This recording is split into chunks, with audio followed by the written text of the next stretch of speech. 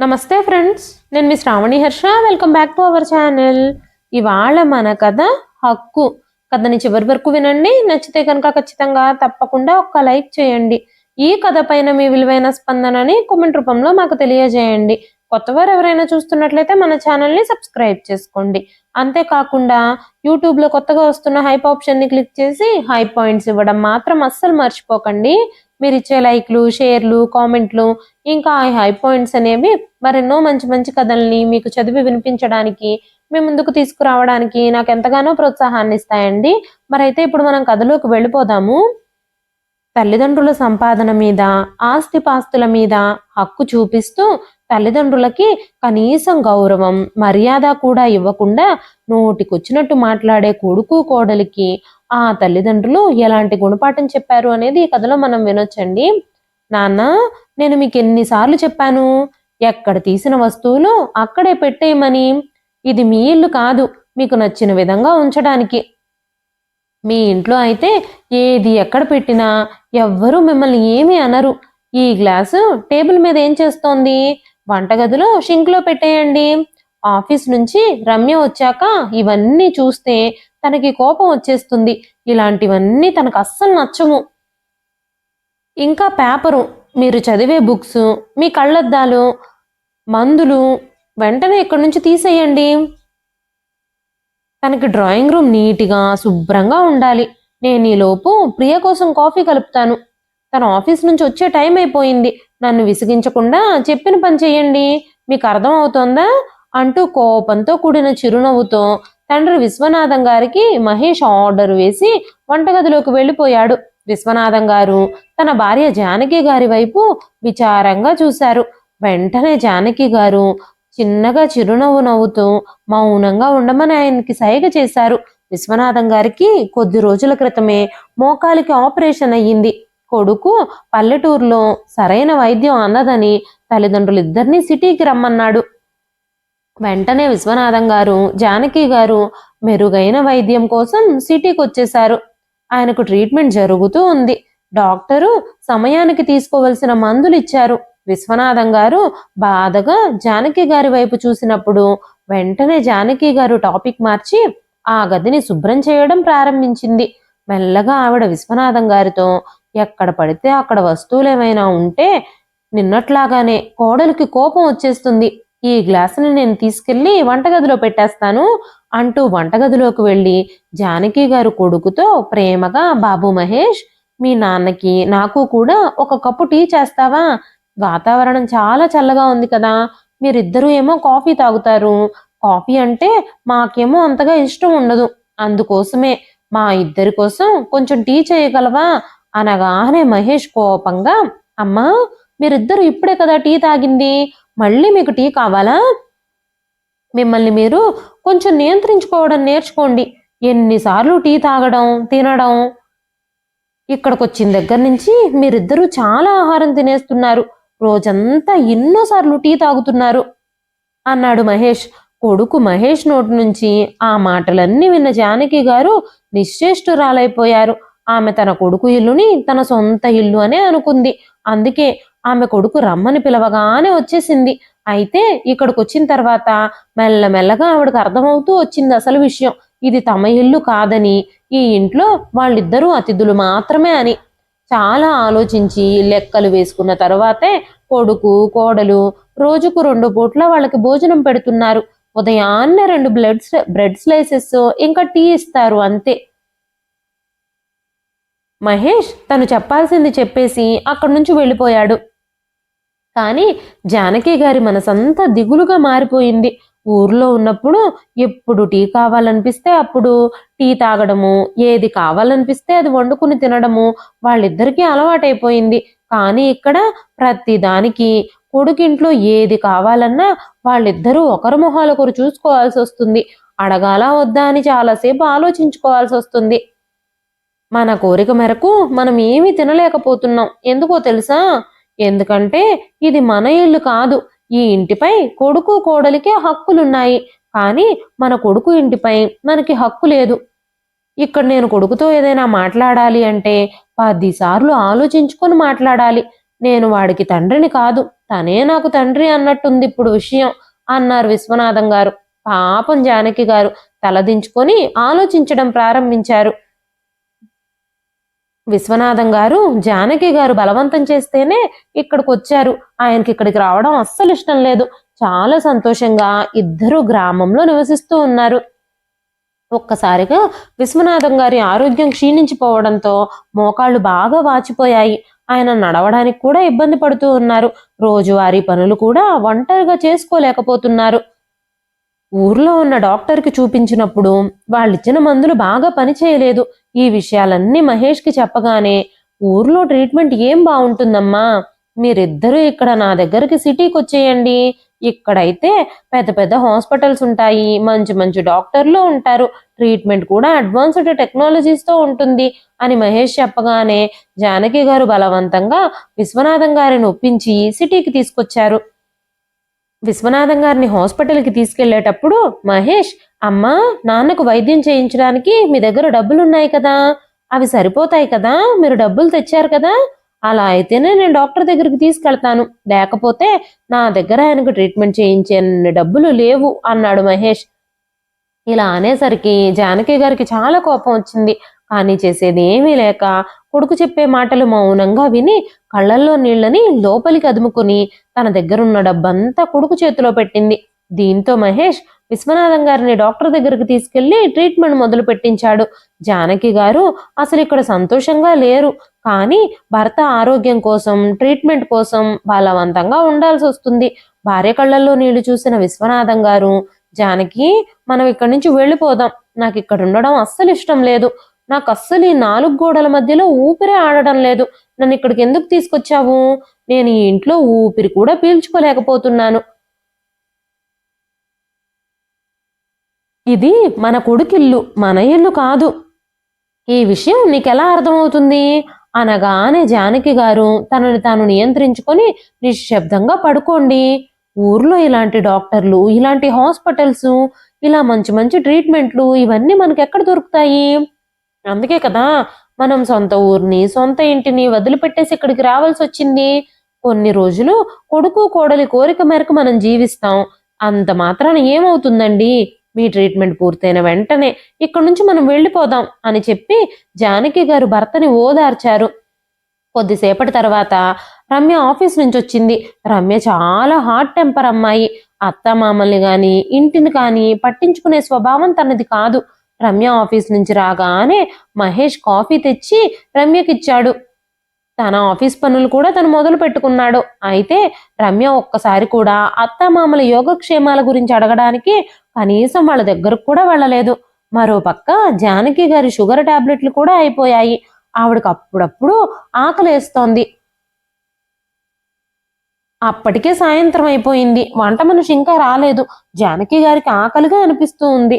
కానీ కోడలి అనుమతితో మాత్రమే జానకి గారు వంటగదిలోకి వెళ్ళాలి. కోడల్ని అడిగి పర్మిషన్ తీసుకుంటేనే ఆవిడకు వంటగదిలోకి ఎలా ఉంటుంది. కానీ జానకి గారు ఆకలికి మాత్రం తట్టుకోలేకపోతున్నారు. ఇక తట్టుకోలేక వంటింట్లోకి వెళ్ళి 2 చపాతీలు చేయడం మొదలు పెట్టారు. అప్పుడే కిచెన్లోకి వచ్చిన రమ్య కోపంగా జానకి గారి వైపు చూస్తూ ఆవిడ చేతిని మెల్లగా తీసుకొని వేడి వేడి ప్యాన్ మీద పెట్టేసింది. అత్తయ్య గారు, మీకెంత ధైర్యం నా వంటగదిలో అడుగు పెట్టడానికి? మీ రేంజ్ ఏంటో మీరు మర్చిపోయారా? మీ మురికి చేతులతో, మురికి బట్టలతో నా పాత్రల్ని తాకొద్దు. మీ కొడుకుతో మిమ్మల్ని వృద్ధాశ్రమంలో ఉంచమని చెప్పాను. కానీ మీ అబ్బాయి అలా చేయడానికి వీల్లేదు. నా గురించి నలుగురు ఏమనుకుంటారో, వాళ్ళందరూ నా గురించి నానా రకాలుగా మాట్లాడుకుంటారు అని నాతో చెప్పాడు. కానీ నేను మీరు చేసింది ఏమీ తినలేను కాబట్టి నా వంటగది నుంచి మీరు బయటకు వెళ్ళిపోండి. మళ్ళీ వంటగదిలోకి వచ్చారో జాగ్రత్త అంటూ అరిచింది రమ్య. జానకి గారు చెయ్యి కాలడంతో ఆవిడ నొప్పితో గట్టిగా అరుస్తున్నారు. అమ్మా రమ్య, వద్దు, ఇలాంటి అఘాయిత్యాలు చేయొద్దు. నాకు చాలా ఆకలిగా అనిపించింది. నా షుగర్ టాబ్లెట్స్ కూడా అయిపోయాయి. ఒక్క మాట అడుగుతాను చెప్పు, నా కొడుకింట్లో నేను కనీసం ఒక్క చపాతీ కూడా చేసుకు తినే స్వతంత్రం, స్వేచ్ఛ నాకు లేవా? ఇది నా హక్కు కాదా? నా కొడుకిల్లు నాది కాదా అనగానే రమ్య కోపంగా, లేదు లేదు, మీకు ఎలాంటి అధికారమూ లేదు. ఇప్పుడు మహేష్ మీ కొడుకు కాదు, నా భర్త మాత్రమే. మీకు ఆకలిగా ఉంటే ఇరుగు పొరుగు వాళ్ళ దగ్గరకు వెళ్ళి అడుక్కుని తినండి. ఇప్పుడు నా వంటగది నుంచి మాత్రం మీరు దూరంగా వెళ్ళిపోండి. లేదంటే నేను మీ మరో చేతిని కూడా కాల్చేస్తాను. నువ్వు ఎక్కువ వాదిస్తే నిన్ను పొయ్యి మీద కూర్చోబెడతాను. డర్టీ లేడీ, నా వంటగదంతా మురికి మురికి చేసేసింది అంటూ జానకి గారిని వంటగది నుంచి బయటకు నెట్టేసింది కోడలు. ఆవిడకి అక్కడ తరచుగా అలా జరుగుతూనే ఉండేది. మహేష్ కొన్నిసార్లు ఆఫీస్ పని మీద కొన్ని రోజులు వేరే ఊరికి వెళ్ళినప్పుడు రమ్య 2-3 రోజులు వంటగదికి తాళం వేసేసేది. తను మాత్రం ఫుడ్ ఆర్డర్ చేసుకుని తినేసి నిద్రపోతూ ఉండేది. జానకి గారు ఆకలిని తట్టుకోగలిగేవారు, కానీ విశ్వనాథం గారు మాత్రం ఆకలికి తట్టుకోలేకపోయేవారు. ఆయన ఆకలితో బాధపడడం చూసి జానకమ్మ గారు తట్టుకోలేకపోయేవారు. చేసేదేమీ లేక ఆవిడ పక్కింటి అరుణ తలుపు తట్టారు ఒకరోజు. లోపల నుంచి అరుణ స్వరం వినిపించింది. ఎవరు తలుపును విరిగిపోయేలా కొడుతున్నారు అంటూ. జానకి గారు తలుపు కొడుతూనే ఉన్నారు. అరుణ తలుపు తీయగానే జానకమ్మ గారు, అమ్మ అరుణ, ఈరోజు మీరు ఏం తిన్నారు? నువ్వు ఇంట్లో వంట ఏం చేశావు? నువ్వు బయట నుంచి కనుక ఫుడ్ ఆర్డర్ చేస్తే ఒకవేళ అది మిగిలిపోతే నాకేమైనా ఉంటే ఇస్తావా? నువ్వు తినలేనప్పుడల్లా అది మాకు గొప్ప వరం అవుతుంది. నా కొడుకు కోడలికి ఈ విషయం తెలియనివ్వద్దు. తెలిస్తే వాళ్ళకి చాలా కోపం వచ్చేస్తుంది. నిన్న మిగిలిపోయిన ఆహారం ఏదన్నా ఉంటే అదైనా పర్వాలేదు, నాకు ఇస్తావా? దేవుడు నీకు మంచి చేస్తాడు అంటూ జానకి గారు అరుణతో చెప్పారు. వెంటనే అరుణ మొహం గంటు పెట్టుకొని, ఆంటీ, ఒక్కసారి తలుపు తడితే ఎవ్వరూ తీయకపోతే మళ్ళీ మళ్ళీ కొట్టకూడదని అర్థం కాదా మీకు? అనవసరంగా తలుపు పగిలిపోతే ఎవరు బాగు చేయిస్తారు? ప్రతిరోజు బిచ్చగాళ్లలాగా మీరు ఆహారం కోసం అడుక్కోవడానికి నా ఇంటికి వస్తున్నారు. కొన్నిసార్లు పక్కింటి కామాక్షి ఆంటీ దగ్గరకు కూడా వెళుతున్నారు. మీ కొడుకు కోడలు మిమ్మల్ని సరిగ్గా చూసుకోవడం లేదా? వాళ్ళు మిమ్మల్ని సరిగ్గా చూసుకోకపోతే మీరు మీ ఊరికి తిరిగి వెళ్ళిపోవచ్చు కదా. మీరెందుకు మీ ఊరికి తిరిగి వెళ్ళకూడదు? మీరు వాళ్ళతోనే కలిసి ఎందుకు నివసిస్తున్నారు ఇన్ని బాధలు పడుతూ, చెప్పండి. రమ్య వదిన ఇంకా మహేష్ అన్నయ్య బయట చాలా గర్వంగా తిరుగుతారు. వాళ్ళిద్దరూ కనీసం తల్లిదండ్రులకు భోజనం కూడా పెట్టడం లేదా అంది. ఈ మాటలు వినగానే జానకమ్మ గారు భయపడిపోయారు. లేదరుణ, అలాంటిది ఏమీ లేదు. నా కొడుకు కోడలు మమ్మల్ని చాలా బాగా చూసుకుంటున్నారు. కానీ ఈ విషయాలన్నీ నువ్వు వాళ్ళని అడగొద్దు. ఈ రోజు తర్వాత నిన్ను ఏమి అడగడానికి మీ ఇంటికి రాను. నిన్ను ఏ విధంగానూ డిస్టర్బ్ చెయ్యను. నువ్వు సంతోషంగా ఉండు, ప్రశాంతంగా ఉండు అంటూ అక్కడి నుంచి వెళ్ళిపోయారు జానకమ్మ గారు. జీవితంలో ఎన్నో కష్టాలు పడ్డ జానకమ్మ గారు ఇప్పుడు కొడుకు కోడలతో కలిసి ఆ ఇంట్లో ఉంటూ తన జీవితం అంతా దుఃఖంతో గడపాల్సి వస్తుందని ఎప్పుడూ ఆవిడ ఊహించలేదు. తల్లిని చెల్లెల్ని గౌరవంగా చూసుకునే కొడుకులుంటారు, కానీ ఎందుకో వాళ్ళు భార్యలకి చాలా భయపడిపోతుంటారు. అత్తామామల బాధ్యతలు నిర్వర్తించే కూతుర్లు ఉంటారు, కానీ తల్లిదండ్రులు కూతురికి భారం అవ్వాలని అనుకోరు. ఆమె తన బాధని చెప్పి ఇతరులను బాధ పెట్టాలని అనుకోలేదు. అందుకనే కోడలు తిండి పెట్టనప్పుడల్లా పక్కనే ఉన్న బ్యాచులర్స్ దగ్గరకు వెళ్ళి మిగిలిపోయిన ఆహారం ఉంటే ఇవ్వమని అడిగేది. కానీ ఈ రోజు మాత్రం ఆవిడ ఖాళీ చేతులతోనే ప్రతి ఇంటి నుంచి తిరిగి వెళ్లాల్సి వచ్చింది. విశ్వనాథం గారి చూపులు జానకి గారి మీద పడగానే విశ్వనాథం గారు, జానకి, ఏమైంది? భోజనం ఇంకా రెడీ అవ్వలేదా? నాకు బాగా ఆకలిగా ఉంది అనగానే జానకమ్మ గారు ఏడుపు మొదలు పెట్టారు. మీరు చెప్పింది నిజమేనండి. పిల్లలకి వాళ్ళ తల్లిదండ్రుల ఇంట్లో సర్వ హక్కులు ఉంటాయి, కానీ కొడుకుల ఇంట్లో తల్లిదండ్రులకి హక్కే ఉండదు. నేను ఇప్పుడే మీకోసం ఏదైనా తీసుకొస్తాను అంటూ వంటగదిలోకి వెళ్ళి నిన్న రాత్రి మిగిలిపోయిన చపాతీలని నీళ్లల్లో నానబెట్టి విశ్వనాథం గారికి తినిపించారు ఆవిడ. ఆయనకి మందులిచ్చి పడుకోబెట్టి తిరిగొచ్చి తను ఇంటి పనులు చేయడం ప్రారంభించింది. జానకి గారు పాత్రలు శుభ్రం చేస్తూ ఉండగా ఒక్కసారిగా ఫోన్ మోగింది. జానకి గారి చుట్టూ ఎవ్వరూ లేకపోవడంతో వెంటనే ఆవిడ ఫోన్ ఎత్తింది. ఆ పక్క నుంచి ఆమె తన కూతురు గొంతు విని చాలా సంతోషించింది. అమ్మా, ఎలా ఉన్నావు నువ్వు? ఏం చేస్తున్నావు? అన్న మాటలు వినగానే జానకమ్మ గారి కళ్ళల్లో కన్నీళ్ళు వచ్చేశాయి. కానీ ఆ కన్నీళ్ళని గుండెల్లోనే దాచేసుకుని, మేం బాగానే ఉన్నామమ్మా, మీ అన్నయ్య వదిన మమ్మల్ని చాలా బాగా చూసుకుంటున్నారు, నువ్వేమీ బాధపడొద్దు అని చెబుతూ ఉండగానే రమ్య జానకి గారు ఇంకా తన కూతురు మాట్లాడుకుంటున్న సౌండ్కి నిద్ర నుండి లేచి అరుస్తూ, నా ఫోన్ తాకడానికి మీకు ఎంత ధైర్యం? కొద్ది రోజుల క్రితం నువ్వు నా వంటగదిలోకి వచ్చినప్పుడు ఏం జరిగిందో నీకు గుర్తుందా? ఇప్పుడు చెప్పు. నువ్వు నా ఫోన్ తాకినందుకు నిన్ను నేనేం చెయ్యాలి? ఇంటి పని ఏదైనా సరే నువ్వు నన్ను అడగకుండా చెయ్యవు, కానీ నా ఫోన్ని మాత్రం నా పర్మిషన్ లేకుండా ముట్టుకోవడానికి నీకెంత ధైర్యం? అంది రమ్య. ఇప్పటి వరకు తన గుండెల్లో దాచుకున్న రహస్యం తన కూతురికి తెలిసిపోతుందేమోనని భావించి జానకి గారు వెంటనే ఫోన్ని కట్ చేసేశారు. కానీ ఏదైతే కూతురు వినకూడదని అనుకున్నారో ఆవిడ ఆ మాటలు జానకి గారి కూతురు వినేసింది. వెంటనే జానకమ్మ గారు, అమ్మ ప్రియా, నా కూతురు దగ్గర నుంచి ఫోన్ వచ్చిందమ్మా, అందుకే నంబర్ చూసి గుర్తుపట్టి నేనే లిఫ్ట్ చేశాను.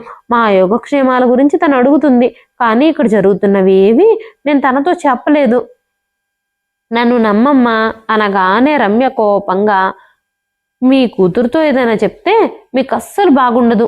అనారోగ్యంతో ఉన్న నీ భర్త నువ్వు చేసిన తప్పులకి శిక్షను అనుభవించాల్సి వస్తుంది అని చెప్పింది రమ్య. నీకు ఈ మధ్య మొండితనం బాగా ఎక్కువైపోయినట్టుంది. ఒక్కసారి శిక్ష పడితే కానీ బాగుండదు. ఇప్పటిక నామోహం ఎందుకు చూస్తున్నావు? బయటంతా చెత్తతో నిండిపోయింది. దాన్నంతా ఎవరు శుభ్రం చేస్తారు? శుభ్రంగా 3 పూట్లా తిని ఒళ్ళు పెంచుకుంటున్నారు మీరు. బయటంతా కూడా శుభ్రం చేయలేరా? ఇప్పటిక వెళ్ళి పని చేయండి అంటూ రమ్య తన గదిలోకి వెళ్ళిపోయింది తన ఫోన్ని తీసుకొని. దాదాపు 2 గంటల తర్వాత జానకమ్మ గారు బయటంతా శుభ్రం చేసి నడుం నొప్పిగా ఉండడంతో తన గదిలోకి వచ్చి కూర్చున్నారు. ఆ తర్వాత రోజు రమ్య తన పనంతా పూర్తి చేసేసుకొని తన గదిలో విశ్రాంతి తీసుకుంటూ ఉండగా అకస్మాత్తుగా బయట నుంచి డోర్ బెల్ మోగింది. ఆదివారం ఎవరొచ్చుంటారబ్బా? ఈ చుట్టాలకి కొంచెం కూడా కామన్ సెన్స్ ఉండదు. ఆదివారం రోజే కదా ఆఫీసులకు వెళ్లే వాళ్ళం విశ్రాంతి తీసుకుంటాము, కానీ మా సెలవు రోజును కూడా నాశనం చేయడానికి వస్తారు వీళ్ళు. ఎవరొచ్చారో ఏమిటో. ఈ ఇంట్లో ఉన్న ఈ ముసలి అత్తగారితో మామగారితోనే నేను విసిగిపోతున్నాను అంటూ రుసరుసలాడుతూ రమ్య తలుపు తీయడానికి వెళ్ళింది. కోడలు ఏమంటుందో అన్న భయంతో బెల్లు అదే పదిగా మోగుతున్నా సరే జానకి గారు గాని విశ్వనాథం గారు గాని తలుపులు తీయడానికి వెళ్ళలేదు. ఆ తర్వాత జానకి గారు ఎవరొచ్చారో చూడ్డానికి తలుపు దగ్గరకు వెళ్లారు. ఎవరొచ్చారో చూడడం కోసం తలుపు దగ్గర నిశ్శబ్దంగా నిలబడున్నారు. ఇన్ని రోజులు జానకి గారు విశ్వనాథం గారు ఒకరి మొహాలొకరు చూసుకుంటూనే గడుపుతున్నారు. ఎందుకంటే కొడుకుకి గాని కోడలికి గాని వాళ్లతో మాట్లాడే సమయమే ఉండదు. వాళ్ళిద్దరూ ఎప్పుడన్నా మాట్లాడినా కూడా చాలా ఘాటుగా మాట్లాడతారు. ఏదైనా తప్పు చేస్తే తిడతారు. ఎవరో చాలా అసహనంగా తలుపు దగ్గర నిలబడినట్టున్నారు. అందుకే డోర్ బెల్ పదే పదే మోగిస్తున్నారు. బెల్లు మీద వేలు పెట్టి తీయడమే మర్చిపోయారనుకుంటా అనుకుంటూ జానకి గారు విశ్వనాథం గారు కూడా తలుపు వైపు చూస్తూ ఉన్నారు. అప్పుడు రమ్య కోపంగా తలుపు తీసింది. రమ్య తలుపు తీయగానే ఎదురుగా ఉన్న తన ఆడపడుచు లతని చూడగానే ఆమె మూడు మొత్తం ఆఫ్ అయిపోయింది. ఆమె తన మనసులోనే నా ప్రశాంతత మొత్తం పోయింది అనుకుంది. అయితే అత్తామామల రాకతోనే రమ్య సంతోషంగా లేదు. ఆడపడుచుని ఎప్పుడూ ప్రేమగా కౌగిలించుకోవడం గాని ప్రేమగా మాట్లాడడం గాని ఇప్పటి వరకు ఎప్పుడూ జరగలేదు.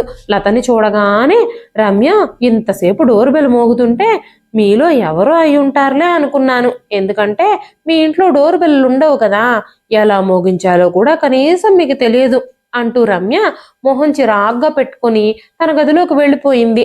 గదిలోకి వెళుతూనే మహేష్ని లోపలికి రమ్మని సైగ చేసింది. ఎవరొచ్చారో చూడండి. ఇంతకు ముందు మీ తల్లిదండ్రుల రూపంలో ఒక డిస్టర్బెన్స్ వచ్చి మన నెత్తి మీద పడింది. ఇప్పుడేమో అలాంటి వాళ్లే రోజు మన ఇంటికి వస్తున్నారు అనగానే మహేష్, ఏం చెప్తున్నావు నువ్వు? లత మన ఇంటికి వస్తే మన ఇంట్లోనే ఉండిపోతుందా ఏమిటి? మా నాన్న వాళ్ళు కూడా వాళ్ళ సొంత డబ్బులతోనే వైద్యం చేయించుకుంటున్నారు అని నీకు తెలుసు కదా. ఇక్కడికి వచ్చినప్పటి నుంచి మా అమ్మా నాన్నల ఖర్చులు వాళ్ళ జేబులో డబ్బుల నుంచే వాళ్ళు భరిస్తున్నారు. అయినా సరే నువ్వెందుకు కోపంగా ఉంటున్నావు? ప్రతి విషయానికి ఎందుకు ఇంత కోపం తెచ్చుకుంటున్నావు అన్నాడు మహేష్. ప్రతి కూతురు తన తల్లిదండ్రుల మీద ప్రేమను కలిగి ఉంటుంది. ఇప్పుడు మా అమ్మా నాన్న ఇక్కడే ఉన్నారు కాబట్టి మా చెల్లెలు వాళ్ళని చూసి వెళ్ళడానికి ఇక్కడికి వచ్చింది. వాళ్ళని చూసి కాసేపు వాళ్ళతో టైం స్పెండ్ చేసి వెళ్ళిపోతుంది. అంటూ మహేష్ తన భార్యకు నచ్చజెప్పడానికి ప్రయత్నించాడు. మీ అమ్మా నాన్నలు వాళ్ళ ఇంటిని అంత మిస్ అవుతూ ఉంటే తిరిగి వెళ్ళిపోవచ్చుగా. ఇక్కడ వాళ్ళను ఉండమని ఎవరు బ్రతిమాలుతున్నారు? ఆడపడుచులు ఎప్పుడూ ఏమీ ఇవ్వడానికి రారు, తీసుకోవడానికి మాత్రమే వస్తారు. ఎప్పుడు చూసినా సరే ఒక్కటి ఏదో ఒక నస అనగానే మహేష్, మా చెల్లెలు వచ్చిందన్న సంతోషానికి బదులుగా ఇలాంటి పిచ్చి పిచ్చి మాటలు ఎందుకు మాట్లాడుతున్నావు నువ్వు అన్నాడు. ఆవిడ మీకు చెల్లెలు, నాకేమీ కాదు. ఏది ఏమైనప్పటికీ ఇది ఆదివారం. ఆదివారం నేను రెస్ట్ తీసుకునే రోజు. నా ఆదివారం మొత్తాన్ని స్పాయిల్ చేసే హక్కు మీకెవరిచ్చారు? ఆవిడ గారికి ఏం లాభం వస్తుందో తెలియదు. ఎప్పుడు చూసినా సరే ఆదివారమే వస్తుంది. నా మూడంతా చెడగొడుతుంది. నా ఆదివారాన్ని నాశనం చేసి వెళ్ళిపోతుంది. మీరు వాళ్ళతో కూర్చుని ఎంతసేపైనా కబుర్లు చెప్పుకోండి. నేను కాసేపు రెస్ట్ తీసుకోవాలి అని అనుకుంటున్నాను. గుర్తుంచుకోండి, నన్ను ఇబ్బంది పట్టొద్దు. వాళ్ళకి ఏం చెయ్యాలన్నా మీరే చెయ్యండి అనగానే మహేష్, కాసేపు నువ్వు కూడా అమ్మా నాన్నలతో పాటు కూర్చో, లేకపోతే నువ్వు అమ్మా నాన్నలతో సరిగ్గా ప్రవర్తించడం లేదని మా చెల్లెలకి అనుమానం వస్తుంది.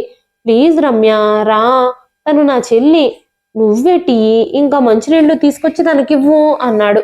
అంత ప్రేమ కారిపోతూ ఉంటే ఈ ఇల్లు మొత్తాన్ని వాళ్ళ పేరు మీదే రాసి ఇవ్వండి. లేదంటే మీ అమ్మా నాన్నల మీద అంత ప్రేమ ఉంటే వాళ్ళిద్దరినీ మీ చెల్లెల్ని తీసుకువెళ్ళి కొన్ని రోజులు ఉంచుకోమని చెప్పండి. పనికిరాని మొహాలేసుకొని పక్కింటికి వచ్చి విశ్రాంతి తీసుకుంటూ రోజంతా ఫ్రీగా ఏదో ఒకటి తింటూ ఉంటారు. ఇక్కడ నాకు కూడా ఒక పర్సనల్ లైఫ్ ఉంటుందని ఎవ్వరికీ అర్థం కాదు. మీ చెల్లెల్ని మీరు త్వరగా పంపించేయండి అంటూ మొహం తిప్పుకొని తన గదిలోకి వెళ్ళి పడుకుంది. ఆమెను అలా చూసిన మహేష్ కూడా మౌనంగా ఉండడమే మంచిది అని భావించి మౌనంగానే అక్కడి నుంచి వెళ్ళిపోయాడు. బయట కూర్చున్న లతని చూసి మహేష్ ఆమె దగ్గరకు వెళ్ళి, ఎలా ఉన్నావు లత? ఒంటరిగా వచ్చావా? పిల్లల్ని కూడా తీసుకొచ్చుంటే బాగుండేది.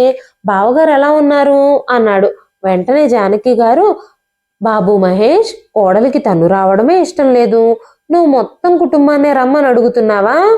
ముసలి తల్లిదండ్రులకే కనీసం 2 పూట్ల భోజనం పెట్టడానికే అల్లాడిపోయే మీరు మీ చెల్లెల కుటుంబం మొత్తానికి 2 పూట్ల భోజనం పెట్టగలరా అనగానే మహేష్ తల్లి వైపు చూసి తల్లిని మౌనంగా ఉండమని అన్నట్టుగా సైగ చేసి, అమ్మా ఎందుకు అలా మాట్లాడుతున్నావు? నువ్వు నీ కోడల గురించి నీకేం తెలుసు?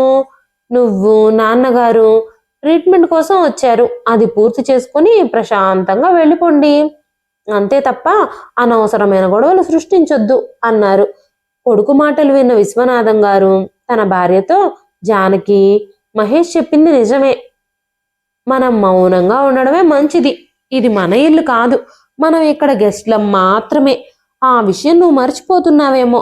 రోజు కోడలు నీకు ఈ విషయాన్ని గుర్తు చేస్తూనే ఉంది. వచ్చిన దగ్గర నుంచి కొడుకు కోడలు పదే పదే మనం గెస్ట్లమే అని చెప్పడానికి ప్రయత్నిస్తూనే ఉన్నారు. అయినా సరే నువ్వు మర్చిపోతే ఎలా అనగానే మహేష్, ఈ విషయాలన్నీ పక్కన పెట్టండి, మీ చర్చలు ఎప్పటికీ అంతం కావు. నువ్వు చెప్పమ్మా లత, అందరూ ఎలా ఉన్నారు? మీ ఇంట్లో అందరూ బాగానే ఉన్నారు కదా? నువ్వెలా ఉన్నావు? మీ అత్తయ్య మామయ్య బావగారు పిల్లలు అందరూ బాగున్నారా? అమ్మా నాన్నలతో ఈ గొడవ నాకు రోజు ఉండేదే.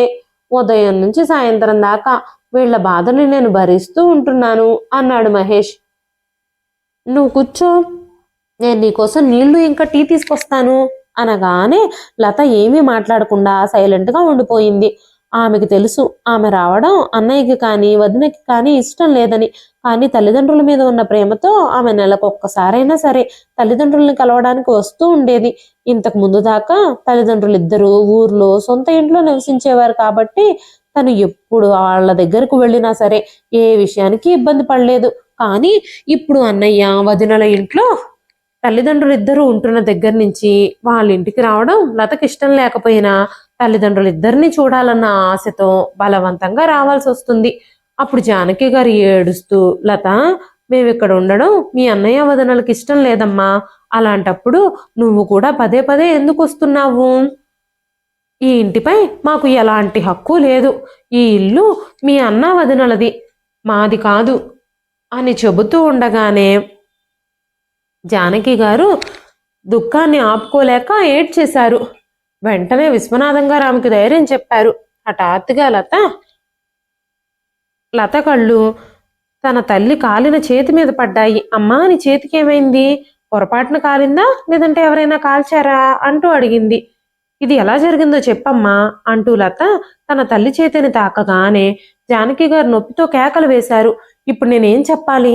ఒకరోజు మీ వదిన విశ్రాంతి తీసుకుంటూ ఉంటే నేను చపాతీలు చేసుకుందామని కిచెన్లోకి వెళ్ళాను. అప్పుడే పొరపాటున కాలిందమ్మా అని చెప్పగానే లత తన తల్లి చేతిని తన తల మీద పెట్టుకుని, అమ్మా నా మీద ఒట్టేసి చెప్పు, ఇది ఎలా జరిగింది? నువ్వు నా నుంచి ఏమీ దాచడానికి ప్రయత్నించొద్దు. ఎందుకంటే ఆ రోజు నువ్వు ఫోన్ కట్ చేసే ముందే నేను వదిన మాటలన్నీ విన్నాను. అందుకే ఆ రోజే ఇక్కడికి రావాలని నిర్ణయించుకున్నాను. కానీ ఈ రోజు నేను నీ నోటి నుంచి నిజం తెలుసుకోవాలి అని అనుకుంటున్నాను. చెప్పమ్మా ఏమైంది అనగానే జానకి గారు ఏడుస్తూ మెల్లగా చెప్పారు. మేమేం పాపం చేసుకున్నామో తెలియదు, ఇలాంటి కష్టాల్ని అనుభవించాల్సి వస్తుంది అంటూ జానకి గారు ఏడ్చారు. తల్లి బాధాకరమైన మాటలు విన్న లతకి కన్నీళ్ళు ఆగలేదు. ఆమె వెంటనే తన హ్యాండ్ బ్యాగ్లోంచి మందు తీసి తన తల్లి కాలిన గాయంపై రాసింది. అమ్మా ఇది నీ దగ్గరే ఉంచుకో, ఇది రాస్తే నీ గాయం నయం అవుతుంది అంటూ చెప్పింది లత. నాతో మా ఇంట్లో ఉండమని మీ ఇద్దరికీ నేను ఎన్నిసార్లు చెప్పానమ్మా. నాన్నగారికి అక్కడి నుంచి కూడా ట్రీట్మెంట్ చేయించొచ్చు, కానీ కూతురు అత్తామామల ఇంట్లో తల్లిదండ్రులు ఉండడం మంచిది కాదని నువ్వు ఒప్పుకోవు అనగానే జానకి గారు, కొడుకిల్లే మా ఇల్లు కానప్పుడు కూతురిల్లు మా ఇల్లు ఎలా అవుతుందమ్మా? బహుశా ఇలాంటి అవమానాలన్నీ మా తలరాతలో రాసుండొచ్చా భగవంతుడు అనగానే లత, లేదమ్మా ఇది విధిరాత కాదు, మనం కావాలనుకుంటే విధితో కూడా పోరాడొచ్చు. ట్రీట్మెంట్ కోసం మీ ఇద్దరిని ఇక్కడికి రావద్దు అని నేను ఆల్రెడీ మీకు చెప్పాను, కానీ నా మాటల్ని మీరు అంగీకరించలేదు. మీకు జరుగుతున్న అవమానాన్ని నేను భరించలేకపోతున్నాను. ఒకప్పుడు మన ఇల్లంతా మన నవ్వులతో సంభాషణలతో ప్రతిధ్వనిస్తూ ఉండేది. నాన్నగారు రోజు సాయంత్రం మా కోసం జిలేబీలో సమోసాలో తీసుకొచ్చేవారు. అందరం కలిసి కూర్చొని తినేవాళ్ళం. ఆ ప్రేమ ఆ ఆప్యాయత మనందరి మధ్యలో నుంచి ఎక్కడికి పోయాయో తెలియడం లేదు అని చెబుతూనే అందరికీ పాత విషయాలు గుర్తుకొచ్చాయి. అమ్మా నీకు గుర్తుందా, అన్నయ్య తన కాళ్ల మీద తను నిలబడాలని నాన్న ఎంత కష్టపడ్డారు. బహుశా అన్నయ్య ఆ విషయాన్ని మర్చిపోయి ఉండుండొచ్చు. అందరికీ గౌరవప్రదమైన జీవితం ఇవ్వాలని నాన్నగారు ఎంత శ్రమించారో. నువ్వు కూడా పక్క వాళ్ళ దగ్గర నుంచి బట్టలు తీసుకొని కుట్టి కొంచెం కొంచెం డబ్బు సంపాదించి నాన్నకు సాయం చేసేదానివి. పగలు రాత్రి మిషన్ కుట్టి రూపాయి రూపాయి కూడబెడుతూ ఇంట్లో పిల్లల్ని చూసుకుంటూ ఒక్క నిమిషం కూడా విశ్రాంతి లేకుండా గడిపేదానివి నువ్వు అంటూ లత చెప్పింది. జానకి గారు విశ్వనాథం గారు కొడుకు కోసం చాలా కష్టపడ్డారు. కూతురుకు కూడా మంచి సంబంధం తీసుకొచ్చి పెళ్లి చేశారు. అల్లుడు కూడా విశ్వనాథం గారిని జానకమ్మ గారిని చాలా గౌరవించేవాడు. మహేష్ చదువు పూర్తయి ఇంజనీర్ అయ్యి ఒక మల్టీనేషనల్ కంపెనీలో ఉద్యోగం చేయడం మొదలుపెట్టాడు. తన తపస్సు ఫలించిందని జానకి గారు విశ్వనాథం గారు ఊపిరి పీల్చుకున్నారు. ఇప్పుడు కొడుకు సమర్థుడయ్యాడు. బహుశా వారి వృద్ధాప్యం సంతోషంగా గడిచిపోతుంది అని వాళ్ళు అనుకున్నారు. కానీ మహేష్ ఉద్యోగం చేసేటప్పుడే రమ్యను ప్రేమించాడు. వాళ్ళిద్దరూ ఒకళ్ళనొకళ్ళు ఇష్టపడడంతో కొద్ది రోజుల్లోనే వివాహం చేసేసుకున్నారు. కనీసం రమ్యని ప్రేమించానని కానీ పెళ్లి చేసుకుంటున్నానని కానీ తల్లిదండ్రులకి చెప్పాలని కూడా మహేష్ అనుకోలేదు. ఎవరి అంగీకారం ఎవరి అనుమతి లేకుండానే మహేష్ రమ్యని పెళ్లి చేసుకొని తీసుకొచ్చాడు. ఈ విషయాలన్నీ గుర్తు చేసుకుంటూ ఉండగానే జానకి గారు గతమంతా గుర్తుకొచ్చి ఆవిడ మనసంతా బాధ కలిగి ఏడవడం మొదలుపెట్టారు. ప్రేమించి పెళ్లి చేసుకున్నా పర్వాలేదు, కానీ రమ్యకి తన అత్తామామలంటే అస్సలు నచ్చలేదు. ఎందుకంటే వాళ్ళు మధ్యతరగతి కుటుంబానికి చెందినవారు. మహేష్ మంచి జీతంతో ఉద్యోగం చేస్తున్నాడు. దానివల్ల లత కుటుంబాన్ని కూడా రమ్య తక్కువగా చూసేది. అందువల్ల క్రమక్రమంగా లత కూడా తన అన్నయ్యని కలవడం తగ్గించేసింది. ఆ రోజు ఎలా గడిచిపోయిందో. మరుసటి రోజు లత నిద్ర నుంచి మేల్కొనేసరికి జానకి గారు ఇల్లు తుడవడం, రమ్య తన పాదాలకి నెయిల్ పాలిష్ వేసుకోవడము చూసింది. అప్పుడు రమ్య జానకి గారితో, మీరు వెంటనే నా కోసం టీ తీసుకురండి, నేను ఆఫీస్కి వెళ్ళాలి అని చెప్పింది. అప్పుడు లత కోపంగా, వదినా మా అన్నయ్య ఎంత సంపాదిస్తున్నాడు, నువ్వు ఒక పని మనిషిని పెట్టుకోవచ్చు కదా, మా అమ్మతో ఈ పనులన్నీ చేయిస్తున్నావు. మా అమ్మ నాన్నలు ఇక్కడ ఉండడం నీకు ఇష్టం లేకపోతే మా అన్నయ్య వాళ్ళిద్దరిని ఇక్కడికి ఎందుకు పిలిపించాలి అంది. వెంటనే రమ్య లేచి తన దగ్గర నిలబడి, లత, మన ఇంటి పని మనం చేసుకోవడానికి సిగ్గెందుకు పడాలి అంది. తండ్రి ఆస్తిపై కొడుకుకు హక్కు ఉన్నట్టే కొడుకు ఆస్తిపై తల్లిదండ్రులకు కూడా హక్కు ఉంటుందని నువ్వు మర్చిపోతున్నట్టున్నావు అంది లత. లత ఇంకేమీ మాట్లాడకముందే జానకి గారు లతను ఆపి, లత, నువ్వేమీ మాట్లాడకమ్మా. మీ నాన్నకి ట్రీట్మెంట్ జరుగుతూ ఉంది ఇప్పుడు. ఆ ట్రీట్మెంట్ అంతా పూర్తవనివ్వు. ఈ ట్రీట్మెంట్ పూర్తవగానే మేము ఇక్కడి నుంచి వెళ్ళిపోతాము. రమ్య మాటలకి నువ్వేం బాధపడొద్దమ్మా లత. చూద్దాం, ఏదో ఒక రోజు తను కూడా మనల్ని అర్థం చేసుకోవడం మొదలు పెడుతుంది. ఆ రోజు ఎప్పుడొస్తుందో, కోడలు తన తప్పులు ఎప్పుడు గ్రహిస్తుందో ఎవరికి తెలిసేంటి? పని మనిషిగా కాకుండా ఆమె మిమ్మల్ని అత్తగా లేదంటే తల్లిగా ఎప్పుడు పరిగణిస్తోందమ్మా? అలాంటి రోజు ఒకటి వస్తుందని నువ్వు ఆశపడుతున్నావా అంది లత. జానకి గారు ఏం మాట్లాడాలో తెలియక మౌనంగా ఉండిపోయారు. లత జానకి గారిని తీసుకుని గదిలోకి వెళ్ళిపోయింది. తల్లి కూతుళ్ళు ఇద్దరూ బాధలు సంతోషాలు పంచుకోవడం మొదలుపెట్టారు. చాలాసేపు మాట్లాడుకుంటూనే ఉన్నారు. కొన్ని రోజుల తర్వాత మహేష్ ఇంకా రమ్యల వివాహ వార్షికోత్సవం వచ్చింది.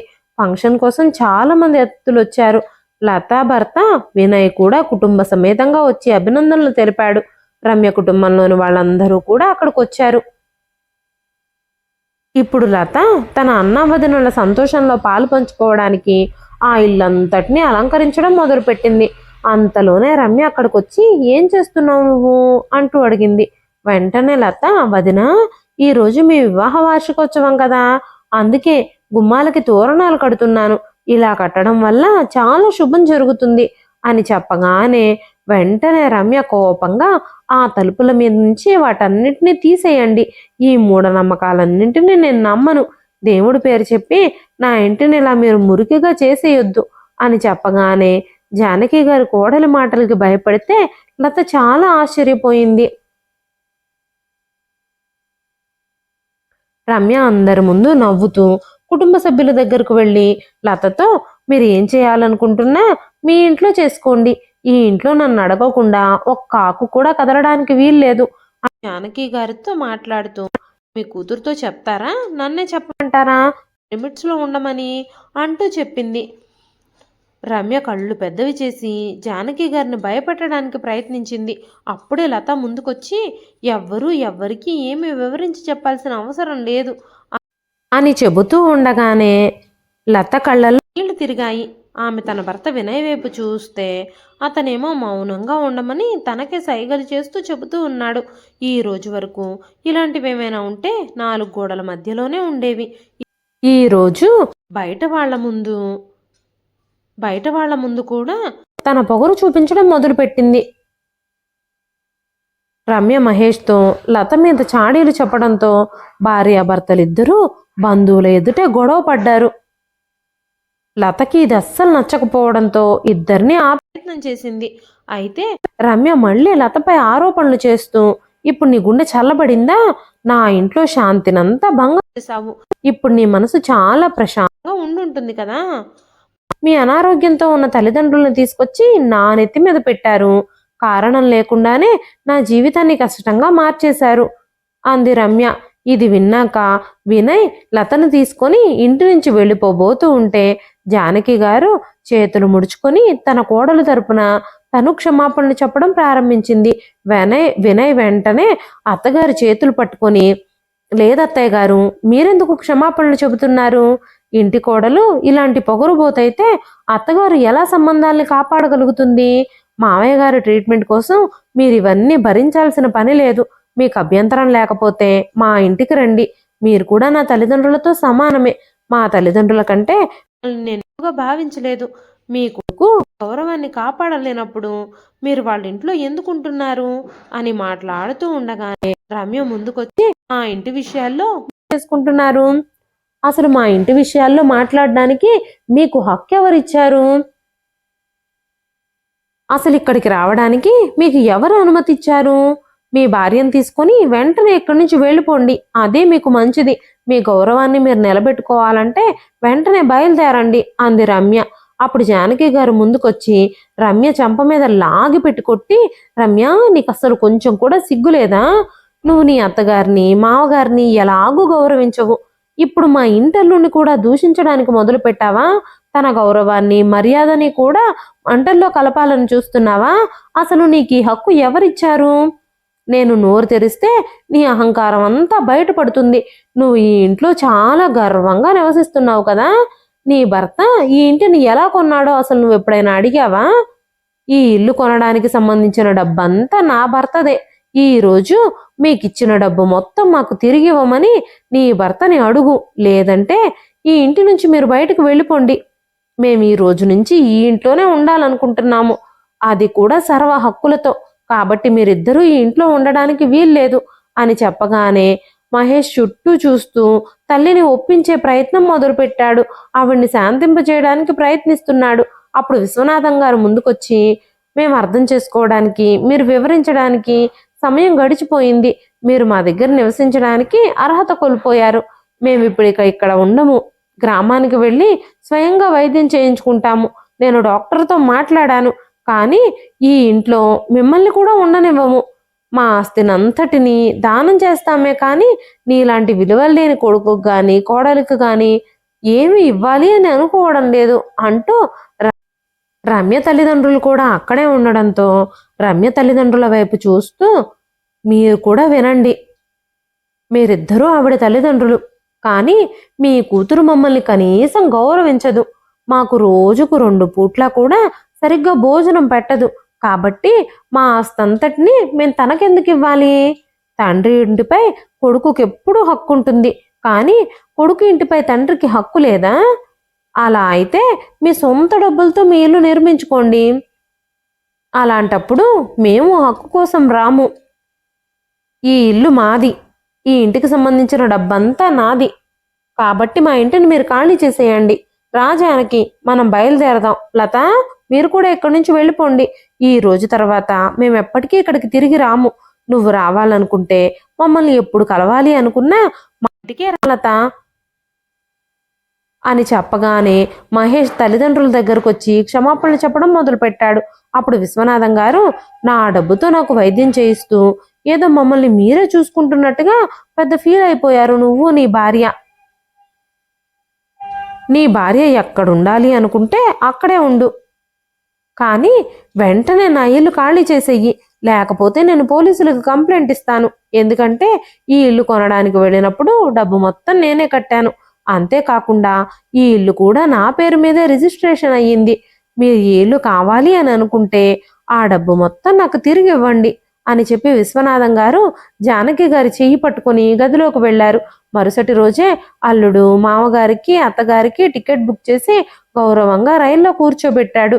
ఇద్దరూ తమ సొంతూరికి వెళ్ళిపోయి తమ ఇంట్లో సంతోషంగా జీవించడం ప్రారంభించారు. ఇక్కడ మహేష్ ఇంకా రమ్య ఇష్టం లేకపోయినా సరే వాళ్ళుంటున్న ఆ ఇంటి నుంచి బయటకు వెళ్ళిపోవాల్సి వచ్చింది. వినయ్కి తెలిసిన లాయర్కి అన్ని బాధ్యతలు విశ్వనాథం గారు అప్పగించడంతో ఆయనే స్వయంగా మహేష్ ఇంకా రమ్యలతో ఆ ఇల్లు ఖాళీ చేయించేశారు. ఎట్టకేలకి మహేష్ రమ్య ఇద్దరూ ఆ ఇంటిని ఖాళీ చేయాల్సి వచ్చింది. అత్తమామలకు సేవలు చేయలేని, గౌరవం ఇవ్వలేని వ్యక్తులకి తమ ఇంట్లో ఉండే అర్హత లేదని రమ్య తల్లిదండ్రులు కూడా ఆమెకు ఆశ్రయం ఇవ్వలేదు. నువ్వు చేసిన ఈ పనుల వల్ల మా కోడలు కూడా మాపై కోపంగా ఉంది. ఎవరైనా మిమ్మల్ని ఇష్టపడతారని, మిమ్మల్ని ఆదరిస్తారని మీరిద్దరూ అస్సలు ఆశించొద్దు అని చెప్పి వాళ్ళిద్దరినీ బయటకు పంపించేశారు, రమ్యని రమ్య భర్తని. రమ్య ఇంకా మహేష్ అద్దె ఇల్లు కోసం వెతుక్కోవడం మొదలుపెట్టారు.